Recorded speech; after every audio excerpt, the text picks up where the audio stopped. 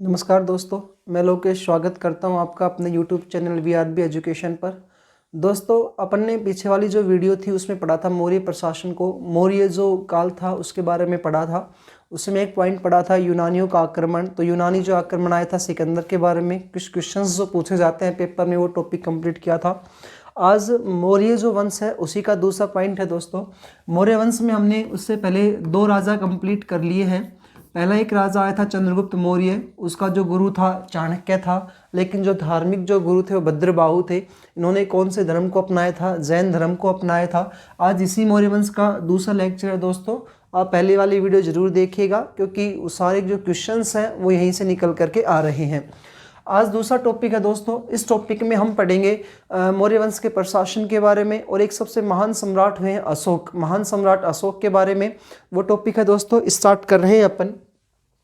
तो पीछे वाली जो वीडियो थी उसमें हमने पढ़ा था कि मौर्य वंश के दो राजा थे। पहला चंद्रगुप्त मौर्य, उसके बाद बिंदुसार बना था और बिंदुसार के टोटल 101 पुत्र थे। 101 पुत्रों में जो सबसे योग्य जो पुत्र था वो था अशोक, और अशोक ने अपने 99 भाइयों का वध करके जो था वो राज सिंहासन प्राप्त किया था। और 273 बीसी में बिंदुसार की हो गई थी मृत्यु। 273 बीसी में दोस्तों किसकी मृत्यु हो गई थी? बिंदुसार की मृत्यु हो गई थी। और बिंदुसार की मृत्यु के बाद 4 वर्ष का समय लगा अशोक को राजगद्दी प्राप्त करने में। आज दोस्तों तीसरा जो अपना पॉइंट है मौर्य वंश में वो है, या तीसरे जो राजा है वो है सम्राट अशोक। देखिएगा, बिंदुसार की जो मृत्यु होगी 273 बीसी में हो गई थी, लेकिन यहाँ पर उन जो राजा बने हैं अशोक वो 269 बीसी में राजा बन रहे हैं दोस्तों। 269 बीसी से लेकर के और 232 बीसी तक दोस्तों इनका समय आया है। 269 से 232 बीसी तक सम्राट अशोक का समय है दोस्तों। अशोक जो है दोस्तों, इनके अन्य नाम में अपन बात करें तो इनका देवनाम प्रिय ये नाम मिलता है। देवनाम प्रिय, प्रियदर्शनी, देवनाम प्रिय और प्रियदर्शनी ही नाम मिलता है। लेकिन जो दो अभिलेख है, एक अभिलेख का नाम है दोस्तों मास्की अभिलेख और दूसरे अभिलेख का नाम है गुर्जरा अभिलेख। केवल दो अभिलेख ऐसे हैं, मास्की और गुर्जरा अभिलेख। इन अभिलेखों में इनका नाम अशोक मिलता है, जबकि अन्य जहां पर भी नाम मिले हैं, अभिलेख मिले हैं, उनमें इनका नाम देवनाम प्रिय और प्रियदर्शनी ही नाम मिलता है दोस्तों। अशोक 269 बीसी से 232 बीसी तक ही अपने राजगद्दी पर बैठे रहे थे। अशोक को 4 वर्ष का समय लगा राज्य अभिषेक करवाने में। अशोक को 4 वर्ष का समय लगा, 4 वर्ष का समय लगा राज्य अभिषेक करने में, राज्य अभिषेक करवाने में। यानी कि राज्य अभिषेक जब इनका हुआ उस समय इनका कितना साल लग गया राज्य अभिषेक करवाने में? 4 वर्ष का समय लगा। क्यों? क्योंकि एक अभिलेख हमने पढ़ा था सिंहली अभिलेख। कौन सा अभिलेख था दोस्तों? सिंहली अभिलेख। और सिंहली जो अभिलेख है श्रीलंका से प्राप्त हुआ है। इस सिंहली अभिलेख में ये जानकारी मिलती है। सिंहली अभिलेख में लिखा है कि अशोक ने 99 भाइयों का वध किया।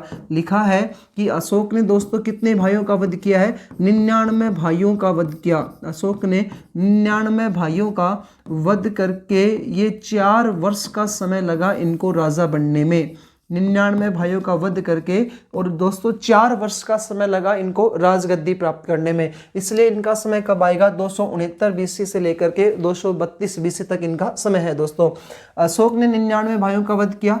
किसका वध नहीं किया? तो तिष्य का वध नहीं किया। बिंदुसार के 101 पुत्र थे और सबसे छोटा जो बेटा था वो तिष्य था। अशोक राजा बना उससे पहले इसको कहाँ का गवर्नर नियुक्त कर रखा था?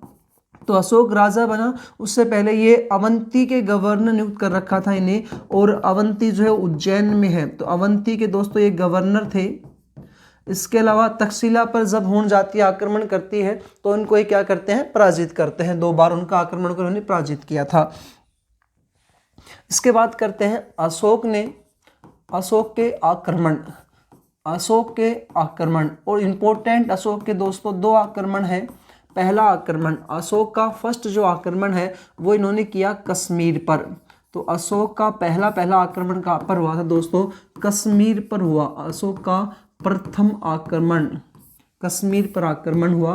प्रथम आक्रमण है ये, इनका फर्स्ट आक्रमण है। और दोस्तों इस बात की जानकारी कहाँ से मिली है? अशोक के द्वारा कश्मीर पर आक्रमण किया गया, फर्स्ट आक्रमण किया गया। इस बात की जो जानकारी है दोस्तों वो कहाँ से मिली, इसका उल्लेख कहाँ से मिलता है, वेरी वेरी इंपॉर्टेंट है। तो कल्हण है संस्कृत के कवि जिन्होंने एक पुस्तक लिखी है राजतरंगिणी। राजतरंगिणी ये कई बार पुस्तकों में पूछे जाते हैं, इंपॉर्टेंट पॉइंट है राजतरंगिणी। इस राजतरंगिणी पुस्तक में लिखा है कि अशोक के द्वारा प्रथम जो आक्रमण है वो कश्मीर पर किया गया और कश्मीर में इन्होंने 2 नगर बसाए। जीतने के बाद एक नगर है दोस्तों श्रीनगर और दूसरा स्थान शहर जिसने बसाया वो है ललित पाटन। ललित पाटन और श्रीनगर ये 2 शहर बसाए हैं दोस्तों अशोक के द्वारा। 2 शहर बसाए गए अशोक के द्वारा। किनको जीतने के बाद? तो किनको जीतने के बाद बसाए? कश्मीर को जीतने के बाद। इस बात की जानकारी कल्हण की राजतरंगिणी पुस्तक में दोस्तों मिलती है। अशोक का सबसे इंपॉर्टेंट और अंतिम जो आक्रमण था, अशोक का अंतिम आक्रमण जो है वो कहाँ पर हुआ है? तो सबसे इंपॉर्टेंट पॉइंट है दोस्तों ये कलिंग पर आक्रमण हुआ अशोक का। और कलिंग के जो राजा थे उनका नाम था नंदराज। नंदराज की बढ़ती हुई साम्राज्यवादी नीति के तहत अशोक ने कलिंग के राजा नंदराज पर आक्रमण किया। ये नंदराज का जो स्थान है वो कहाँ पर आता है? तो तोसाली। तोसाली कहाँ पर है दोस्तों? उड़ीसा में। तो तोसाली उड़ीसा में है। यहाँ पर अशोक ने आक्रमण किया। कलिंग स्थान कहाँ पर है? तोसाली उड़ीसा में। राजा कौन थे यहाँ के? नंदराज जो है राजा है, इनके ऊपर अशोक ने आक्रमण किया और यहाँ पर लगभग 1 से 1.5 लाख लोगों की मृत्यु हो गई। अशोक इसमें विजयी हुआ, जीत गया और नंदराज इसमें हार गए थे। नंदराज अशोक जीत चुका था। जीतने के बाद यहाँ पर, लेकिन यहाँ पर देखो दोस्तों लाखों लोगों की मृत्यु हुई थी और 1.5-2 लाख लोग यहाँ पर घायल अवस्था में थे। और जब अशोक युद्ध को जीतने के बाद इस कलिंग स्थान पर, यानी इसको बोलते हैं कलिंग का मैदान, कलिंग युद्ध कब हुआ था? 261 BC में हुआ था। ये राज्य अभिषेक के बाद 8वें वर्ष में हुआ था।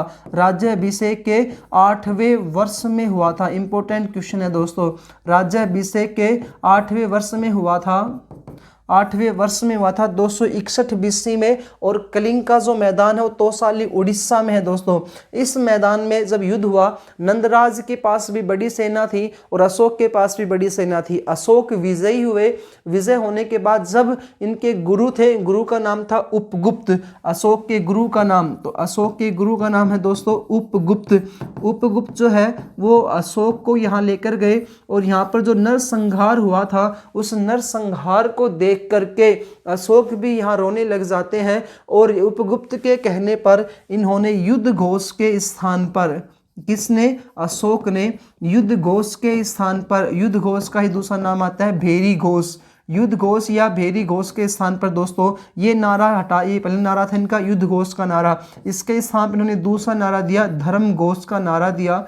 अशोक ने कौन से नारा दिया दोस्तों? धर्म घोष का नारा दिया। और कौन से धर्म को अपना लिया? बुद्ध धर्म या बौद्ध धर्म को इन्होंने अपना लिया। बौद्ध धर्म को अशोक ने अपनाया। बौद्ध धर्म को अशोक ने अपनाया। किसके कहने पर अपनाया? तो गुरु है इनके उपगुप्त के कहने पर। गुरु उपगुप्त के कहने पर इन्होंने बौद्ध धर्म को अपनाया, धर्म घोष का नारा दिया। इसकी सब कुछ जानकारी कौन से अभिलेख में मिलती है दोस्तों? 13वें अभिलेख में मिलती है। 13वें अभिलेख में अशोक के कलिंग युद्ध की जानकारी मिलती है। 13वें अभिलेख में बौद्ध धर्म को स्वीकार करने की जानकारी मिलती है। 13वें अभिलेख में युद्ध घोष के स्थान पर धर्म घोष के नारा की जानकारी मिलती है। 13वें अभिलेख में लिखा है कि कलिंग युद्ध में अशोक जो थे विजयी हुए थे। तो 2 युद्ध आपको याद रखने हैं दोस्तों। पहला युद्ध था कश्मीर का, दूसरा जो आता है वो आता है कलिंग का युद्ध। और कलिंग को जीतने के बाद अशोक ने मौर्य प्रशासन को 5 भागों में विभाजित कर दिया। मौर्य प्रशासन दोस्तों कितने भागों में विभाजित हो गया? 5 भागों में। मौर्य प्रशासन हमने पढ़ा था चंद्रगुप्त मौर्य के समय में, अशोक के समय में। आप पढ़ रहे हैं अशोक के समय में, तो चंद्रगुप्त मौर्य के समय में 4 भागों में विभाजित था। और अब कितने भाग आ गए दोस्तों? इसके 5 भाग आ गए। तो 5 भागों में विभाजित हुआ। 5 भागों में विभाजित हुआ मौर्य प्रशासन। दोस्तों कौन कौन से? तो 4 तो पहले वाले है ही, अवंती, उज्जैन का, दूसरा है, पहला है अवंती उज्जैन का, दूसरा है दोस्तों उत्तरापथ, दक्षिणापथ। अशोक के समय में कितने भाग आ गए? ये 5 भाग है। चौथा है दोस्तों तक्षशिला, और 5वां है दोस्तों कलिंग। कलिंग, कलिंग जो स्थान है ये कहाँ है? तोसाली उड़ीसा में, तोसाली उड़ीसा में। तो मौर्य प्रशासन कितने भागों में विभाजित हो गया? 5 भागों में विभाजित हो गया है। किसके समय में? अशोक के समय में। कौन से युद्ध को जीतकर? कलिंग के युद्ध को जीतकर। कलिंग का जो मैदान था इसमें इन्होंने किसको पराजित किया था? नंदराज को पराजित किया। नंदराज को पराजित किया। किसने पराजित किया? अशोक ने। नंदराज को पराजित किया अशोक ने। पहला क्वेश्चन तो हो गया ये। कलिंग का जो युद्ध है वो कब हुआ था? तो 261 BC में हुआ। कब हुआ दोस्तों? 261 BC में हुआ। राज्याभिषेक के 8वें वर्ष में हुआ। राज्याभिषेक के 8वें वर्ष में हुआ। 8वें वर्ष में हुआ। याद रखना, इसी युद्ध के बाद, कलिंग युद्ध के बाद ही अशोक ने युद्ध घोष के स्थान पर, युद्ध घोष या भेरी घोष के स्थान पर, युद्ध घोष या भेरी घोष के स्थान पर धर्म घोष का नारा दिया। धर्म घोष का नारा दिया।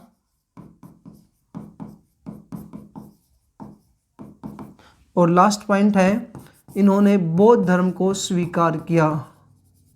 बौद्ध धर्म को स्वीकार किया। और दोस्तों इन सभी बातों की जो जानकारी है वो कौन से अभिलेख में मिलती है? तो 13वें अभिलेख में मिलती है। इन सभी की जानकारी जो है वो दोस्तों 13वें अभिलेख से मिली है। और ये जो 13वां अभिलेख है इन सब की जानकारी 13वें अभिलेख से मिली है दोस्तों। और ये जो 13वां अभिलेख जो है ये राजस्थान के जयपुर में है जी। विराटनगर, जयपुर, राजस्थान के जयपुर के विराटनगर में एक सभ्यता है दोस्तों, बैराठ सभ्यता। बैराठ सभ्यता में मिला है। तो विराटनगर से मिला है, राजस्थान से मिला है, जयपुर से मिला है, बाणगंगा नदी किनारे मिला है, बैराठ सभ्यता से ये मिला है। याद रखना है दोस्तों, आपके 4-5 पॉइंट है, सारे इंपॉर्टेंट है। 13वें अभिलेख की जानकारी जो है अपने को यहाँ से मिली है, जिसका नाम क्या आता है? भाबरू अभिलेख। 13वें अभिलेख का नाम क्या है दोस्तों? भाबरू अभिलेख। सबसे इंपॉर्टेंट पॉइंट, 13वें अभिलेख का नाम है दोस्तों भाबरू अभिलेख। तो भाबरू अभिलेख की जो जानकारी है वो अशोक की है। कौन से धर्म को अपनाया था? बौद्ध धर्म को अपनाया। चंद्रगुप्त मौर्य कौन से धर्म के अनुयायी थे? जैन धर्म के अनुयायी थे। चंद्रगुप्त मौर्य जैन धर्म के अनुयायी थे। चंद्रगुप्त मौर्य जैन धर्म के अनुयायी थे। पहले वो शैव धर्म को अपनाते थे, बाद में जैन धर्म अपनाया। इसके बाद इनके बेटे थे बिंदुसार, और बिंदुसार ने कौन से धर्म को या संप्रदाय को अपनाया था? तो यहाँ पर इन्होंने आजीवक संप्रदाय को अपनाया था। बिंदुसार ने दोस्तों आजीवक संप्रदाय का के अनुयायी बने थे। और अशोक जो है इन्होंने बौद्ध धर्म को स्वीकार किया गुरु उपगुप्त के कहने पर। गुरु उपगुप्त के कहने पर दोस्तों इन्होंने बौद्ध धर्म को स्वीकार किया था। उम्मीद है आपको अच्छे समझ में आया होगा। इसके बाद दोस्तों अशोक जब बौद्ध धर्म को अपना लेता है तो ये जो है अपनी बातों को, अपने बौद्ध धर्म के शिक्षाओं के प्रचार प्रसार के लिए, उपदेशों को, बौद्ध के उपदेशों को फैलाने के लिए कुछ अभिलेखों और शिलालेखों का, गुहालेखों का सहारा लेता है।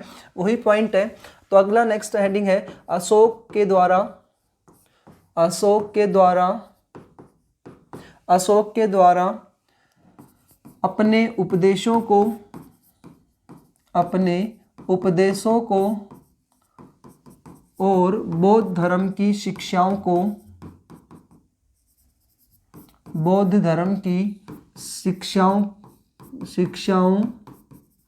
के प्रचार प्रसार के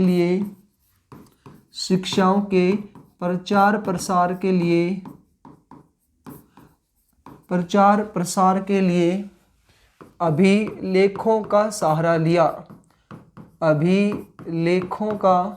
सहारा लिया। शिलालेख भी बोल सकते हैं दोस्तों, शिलालेखों का सहारा लिया। फिर स्तंभलेखों का सहारा लिया, या अपन कह सकते हैं गुहालेख। स्तंभलेख इनके 7 थे, गुहालेखों का सहारा लिया।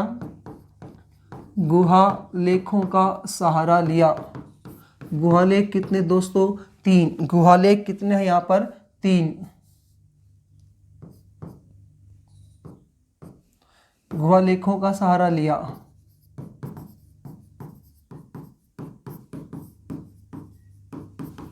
और इनके जो स्तंभलेख है वो है 7, जबकि अभिलेख और शिलालेख कितने आते हैं दोस्तों? 14 अभिलेख, शिलालेख, 7 स्तंभलेख और 3 गुहालेखों का सहारा लिया इन्होंने बौद्ध धर्म की शिक्षाओं के प्रचार के लिए और खुद के उपदेशों के लिए। ये जो अभिलेख, जो उपदेश इन्होंने जो शिलालेख गुहालेख लिखवाए हैं, इनमें से कुछ इंपॉर्टेंट पॉइंट्स हैं वो अपन देखते हैं। पहला पॉइंट है इनके 7 स्तंभलेख। ये इंपॉर्टेंट है दोस्तों, अनेकों बार पेपर में क्वेश्चन पूछे जाते हैं इनमें से। पहले इनको देखते हैं अपन, 7 स्तंभलेख। पहला जो स्तंभलेख आ रहा है दोस्तों वो है दिल्ली टोपरा अभिलेख। दिल्ली टोपरा अभिलेख या स्तंभलेख, दिल्ली टोपरा जो स्तंभलेख है दोस्तों, इसलिए जो है दिल्ली टोपरा स्तंभलेख, ये हरियाणा से मिला था। कहाँ से मिला है दोस्तों? हरियाणा से मिला था। और इस दिल्ली टोपरे अभिलेख को जो है वो फिरोज शाह तुगलक के द्वारा, तुगलक वंश जो आएगा, जब अपन दिल्ली सल्तनत पढ़ेंगे उसमें आएगा फिरोज शाह तुगलक। तो फिरोज शाह तुगलक के द्वारा दिल्ली रखवाया गया। फिरोज शाह तुगलक के द्वारा दिल्ली रखवाया गया। तो दिल्ली किसने मंगवाया था? फिरोज शाह तुगलक ने। दिल्ली टोपरा। दूसरा है दोस्तों दिल्ली मेरठ अभिलेख। दिल्ली मेरठ अभिलेख, ये मेरठ यूपी से मिला है और इसको भी फिरोज शाह तुगलक के द्वारा कहाँ रखवा दिया गया? दिल्ली में रखवाया गया। तीसरा अभिलेख है दोस्तों, ये 2 अभिलेख है जिनको किसने रखवाया था? तो फिरोज शाह तुगलक ने। तीसरा जो अभिलेख आ रहा है दोस्तों उसका नाम है प्रयाग अभिलेख। प्रयाग अभिलेख वो यूपी से। और दोस्तों इसको जो है अकबर के समय में, किसके समय में? मुगल राजा थे अकबर के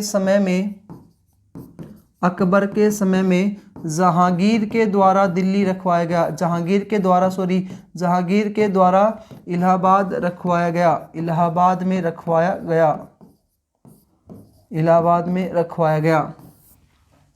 अगले है दोस्तों लोरिया अरई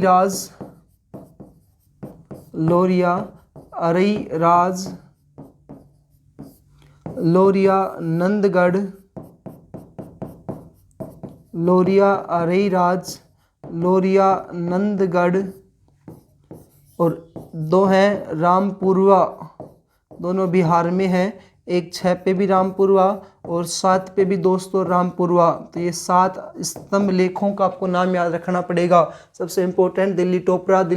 पहले वाला जो दिल्ली टोपरा ये सबसे ज़्यादा इम्पोर्टेंट है। अशोक का सबसे पहला खोजा गया स्थल कौन सा था? तो अशोक का फर्स्ट खोजा गया अभिलेख स्तंभलेख या गुहालेख जो था वो कौन सा था दोस्तों? दिल्ली टोपरा खोजा गया, प्रथम था दिल्ली टोपरा। किसके द्वारा खोजा गया? तो दोस्तों टिफेंतर के द्वारा खोजा गया। किसने खोजा है दोस्तों? टिफेंतर के द्वारा 1750 में खोजा गया। 1750 में खोजा गया था। टिफेंतर के द्वारा 1750 में खोजा गया, जिसे सर्वप्रथम किसने पढ़ा? सर्वप्रथम पढ़ा किसने है दोस्तों?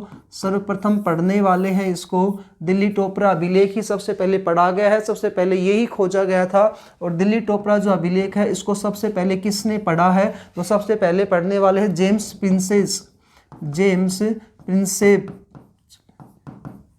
प्रिंसेस के द्वारा ही इसको सबसे पहले दोस्तों पढ़ा गया है। सबसे पहले खोजा गया स्थल दिल्ली टोपरा, सबसे पहले खोजा गया तो पहले दिल्ली टोपरा किसके द्वारा? टिफेन के द्वारा सबसे पहले पढ़ा गया अभिलेख तो जेम्स प्रिंसेस या स्तंभलेख। इस प्रकार से तो 7 ये स्तंभलेख है, 3 गुहालेख आते हैं और 14 इनके क्या है? अभिलेख है। अब इन 14 अभिलेखों को देखते हैं। अशोक ने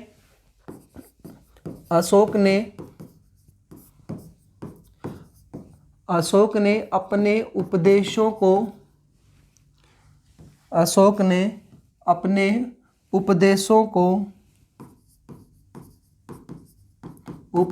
को जनसाधारण तक पहुंचाया,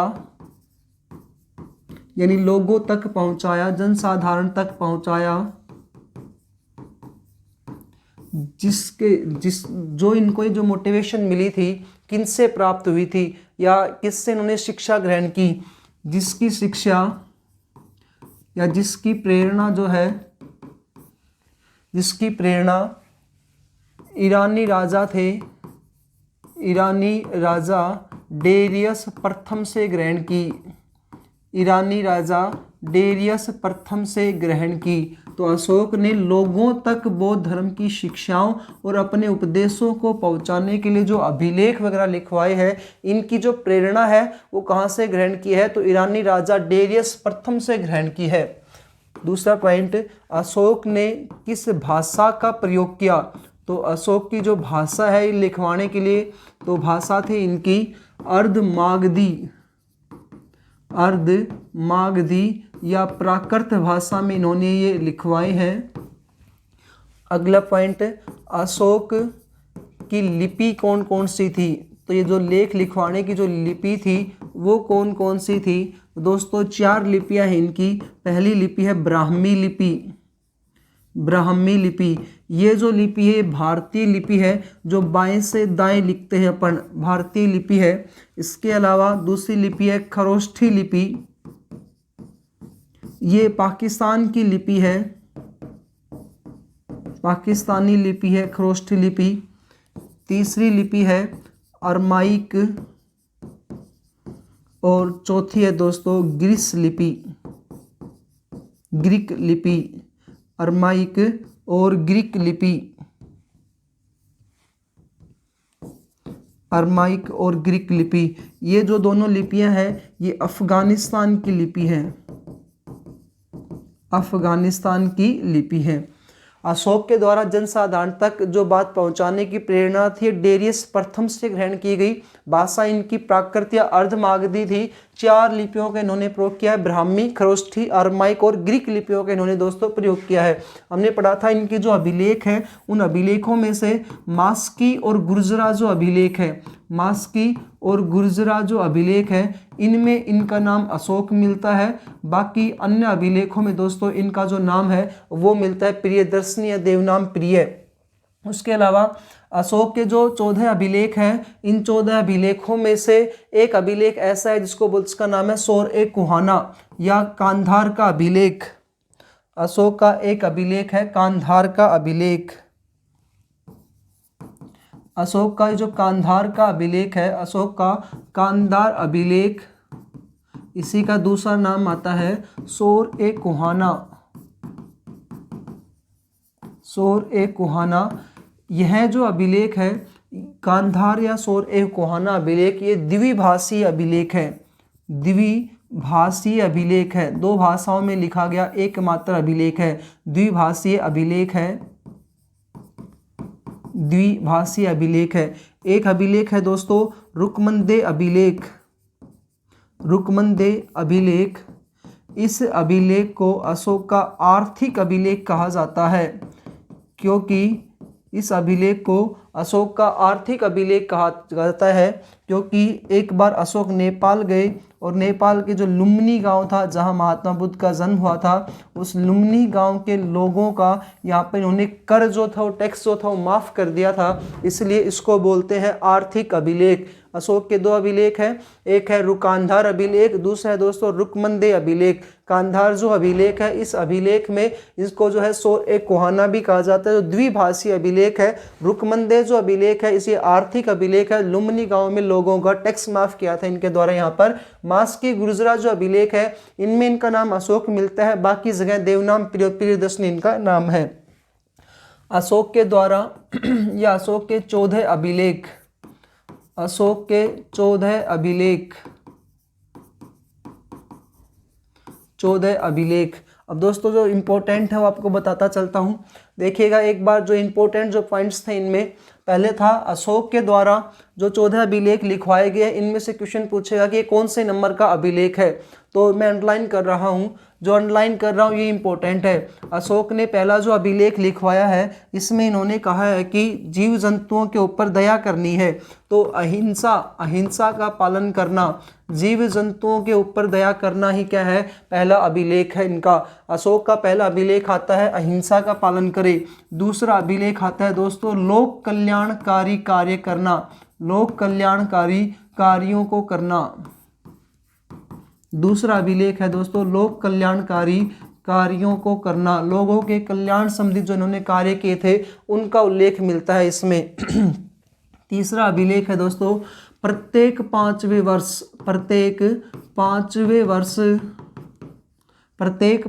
वर्ष रज्जुक नाम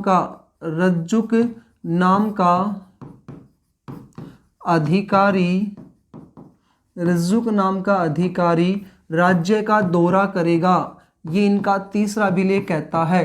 प्रत्येक 5वें वर्ष रज्जुक नाम का जो अधिकारी होगा वो राज्य का दौरा करेगा, ऐसा तीसरा अभिलेख कहता है। पहला अहिंसा, दूसरा लोक कल्याणकारी कार्यों का उल्लेख कौन से अभिलेख में आता है, दूसरे में। तीसरा 5वें वर्ष रज्जुक नाम का अधिकारी जो होगा वो लोक कल्याणकारी कार्यों को करेगा।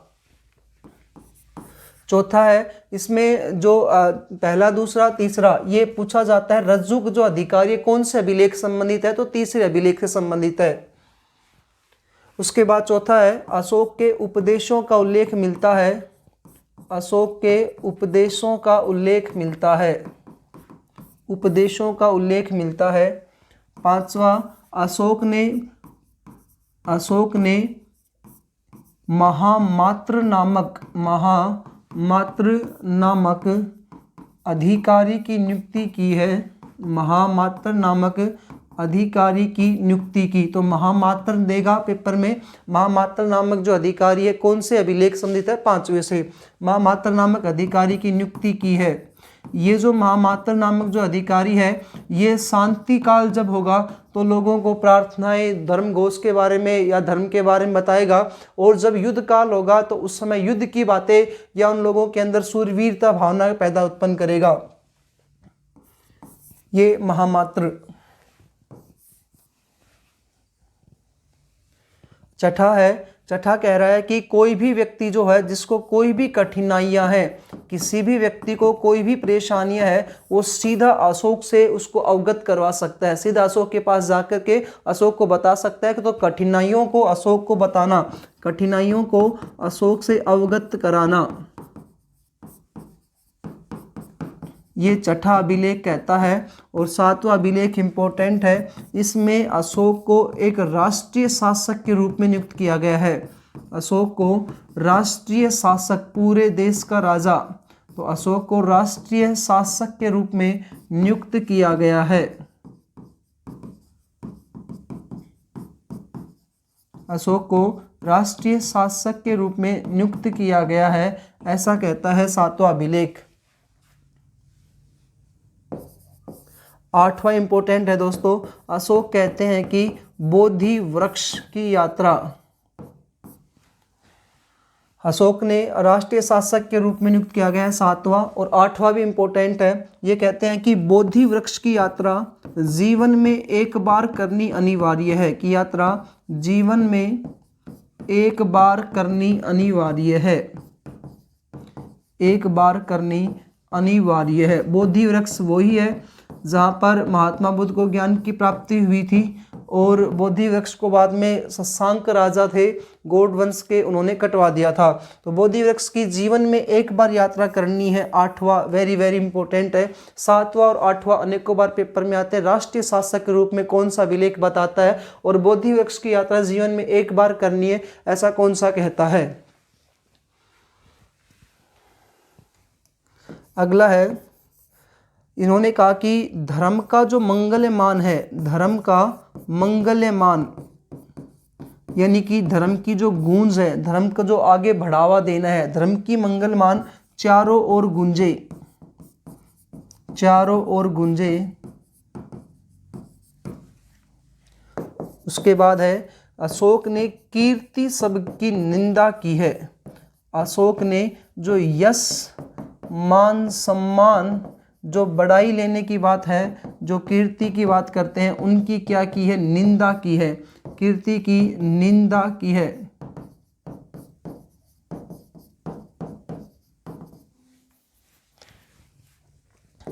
अगला है दोस्तों, धम्म इंपॉर्टेंट है।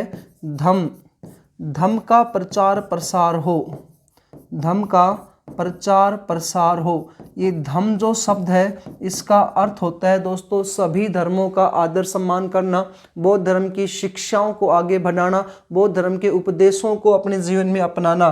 तो धम्म जो शब्द है, इसका अर्थ होता है सभी धर्मों का आदर सम्मान करना, सभी धर्मों का आदर सम्मान करना, सभी धर्मों का आदर सम्मान करना।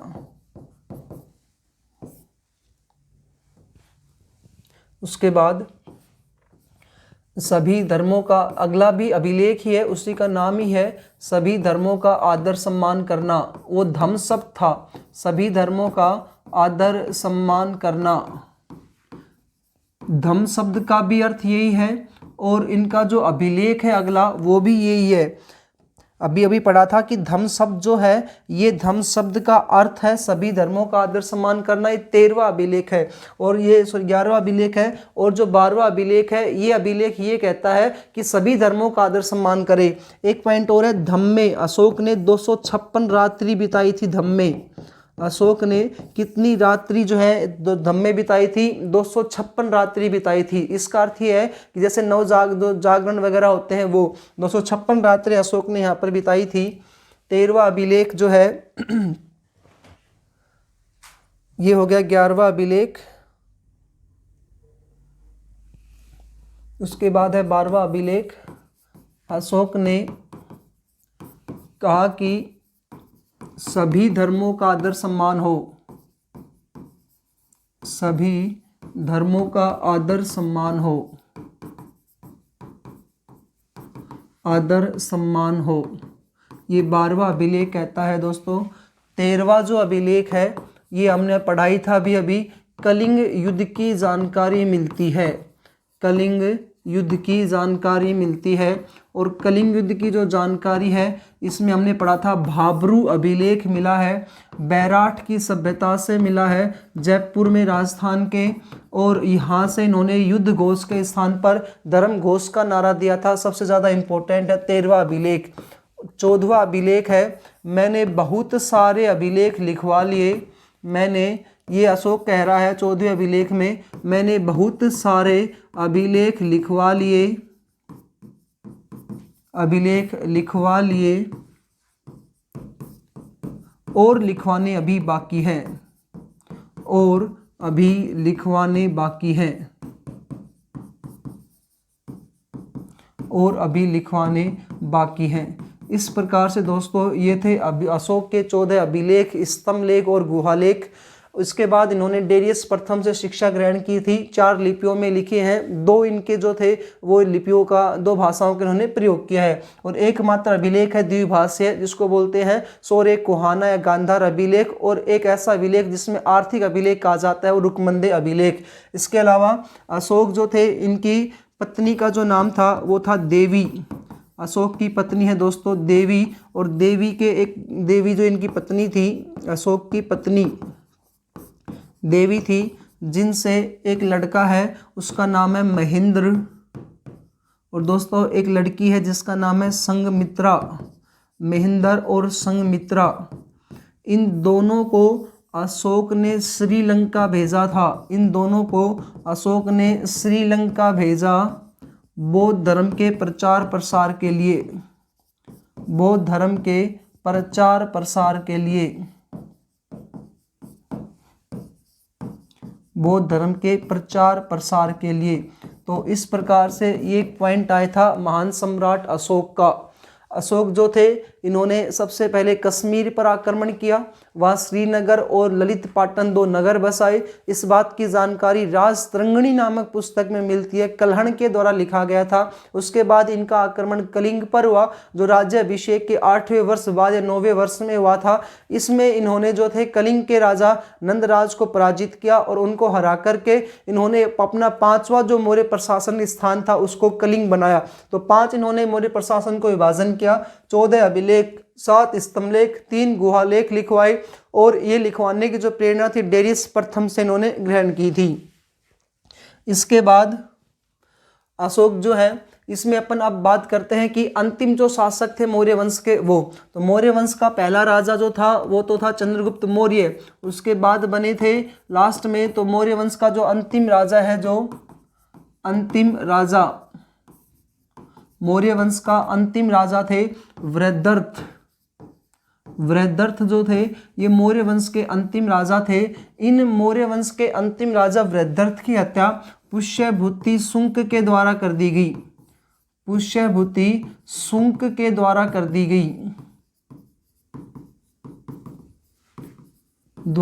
दी गई। इस प्रकार से मौर्य वंश जो है वो समाप्त हो जाता है। तो पुष्यभूति के द्वारा क्या कर दी गई, इनकी हत्या कर दी गई। एक पॉइंट और देखते हैं इनमें जो पुष्यभूति वंश के द्वारा, इसके बाद नया वंश स्टार्ट हो जाएगा शुंग वंश और वो अपन आगे पढ़ेंगे। तो वृद्धर जो था इसका अंतिम राजा था। पहला जो राजा चंद्रगुप्त मौर्य है, उसके बाद बिंदुसार है, फिर है अशोक। और अशोक के निम्न जो कार्य आए थे वो पढ़े हैं। अशोक ने 84,000 बौद्ध स्तूपों का निर्माण करवाया था, ये हमने पहले बौद्ध धर्म में पढ़ लिया था। उसके बाद आता है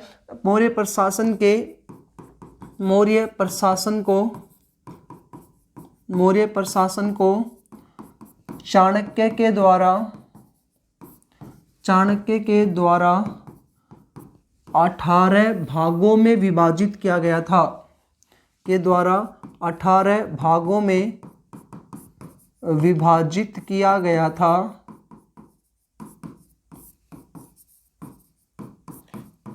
था, जिन्हें तीर्थ कहा गया है।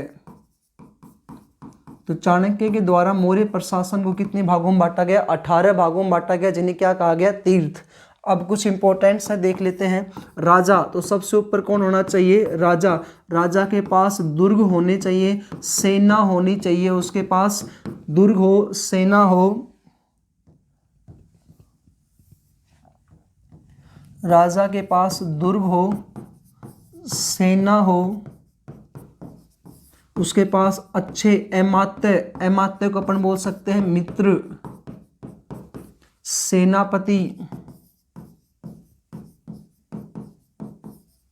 सेनापति हो। उसके बाद है वित्त विभाग का अध्यक्ष। तो वित्त विभाग का जो अध्यक्ष होता है तो उसके पास भाई खजाना होना चाहिए। वित्त विभाग का जो अध्यक्ष है उसको इन्होंने नाम दिया था सन्निधाता। अनेकों बार पेपर में पूछे जाते हैं सन्निधाता किस वंश से संबंधित है या इसका क्या काम होता था, सन्निधाता।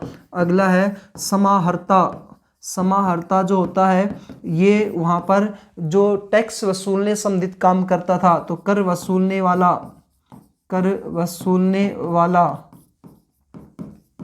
ये यहाँ समाहर्ता होता है। उस समय संस्था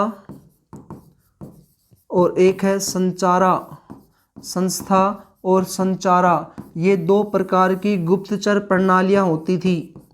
गुप्तचर प्रणाली होती थी संस्था और संचारा, जिसमें संस्था जो थी वो केवल वहीं पर यानी राज्य में रह करके ही गुप्तचर विभाग का काम करती थी, और संचारा जो थी बाहर जा कर के और गुप्तचर विभाग का काम क्या करती थी। उसके बाद है यहाँ पे सबसे बड़ा जो न्यायाधीश होते थे उनको बोलते थे रज्जुक। रज्जुक न्यायाधीश होता था। रज्जुक न्यायाधीश होते थे। और गांव का जो मुखिया होता है उसको बोलते थे ग्रामिक। गांव का मुखिया ग्रामिक होता था। नगर का मुखिया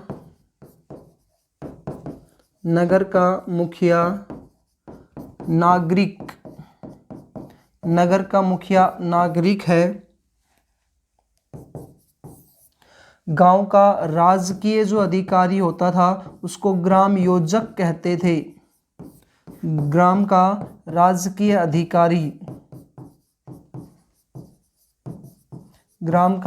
राजकीय अधिकारी जो था उसे ग्राम योजक कहा जाता था। इस प्रकार से और 4-5 पॉइंट्स और हैं ये इम्पोर्टेंट है। 5 से 10 गांवों का समूह क्या कहलाता था इस समय? 5 से 10 गांवों का समूह। तो दोस्तों 5 से 10 गांवों का जो समूह था उसको बोलते थे गोप। ये इम्पोर्टेंट है, अनेकों बार पेपर में आते हैं इनके बारे में। 5 से 10 गांवों का समूह गोप कहलाता था। 10 से 100 गांवों का समूह इसे कहते थे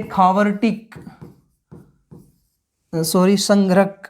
10 से 100 गांवों का समूह था संघरक। पहला है गोप, दूसरा है संघरक। 100 से 200 गांवों का समूह ये होते थे खावर्टिक। ये स्थान है, जैसे अपन ने पढ़ा था कबीले का बड़ा रूप जो होता था, फिर वो जन बना, जन का जनपद, फिर महाजनपद। इसी प्रकार से 5 से 10 गांवों को मिलाकर गोप बनते थे। 10 से 100 गांवों को मिलाकर संघरक बना। 100 से 200 को मिलाकर खावर्टिक। 200 से 400 गांवों का समूह 200 से 400 गांवों का समूह द्रोणमुख कहलाता था। द्रोणमुख। और लास्ट है 400 से 800 गांवों का समूह। 400 से 800 गांवों का समूह जो होता था वो जनपद कहलाता था। जनपद। तो ये था दोस्तों मौर्य वंश के प्रशासन के बारे में और पूरा मौर्य वंश आपका टॉपिक। उम्मीद है दोस्तों आपको अच्छे से समझ में आया होगा ये टॉपिक। और ये इसके अनेकों जो क्वेश्चंस बनते हैं वो हम क्वेश्चन वाले जो टॉपिक है क्लास आएगी उसमें क्लियर करेंगे अच्छे से। और आप अच्छे से नोट्स वगैरह प्रिपेयर करिए और आपके जितने पेपर्स होते हैं उन सभी में मौर्य वंश वेरी वेरी इंपॉर्टेंट टॉपिक है। स्टार्टिंग से देखिएगा, पहला जो वीडियो आई थी उसमें हमने चंद्रगुप्त मौर्य को फिर बिंदुसार को पढ़ा है। दूसरी वाली वीडियो में अशोक को किया और अशोक के बाद जो मौर्य प्रशासन जो 5 भागों में विभाजित हुआ वो है। और इसके अलावा जो 18 विभाग या 18 तीर्थ है वो है। इसमें सबसे इंपॉर्टेंट है गोप, संघरक, खावर्टिक, द्रोणमुख और जनपद का। फिर मिलते हैं दोस्तों अगले वीडियो में। धन्यवाद।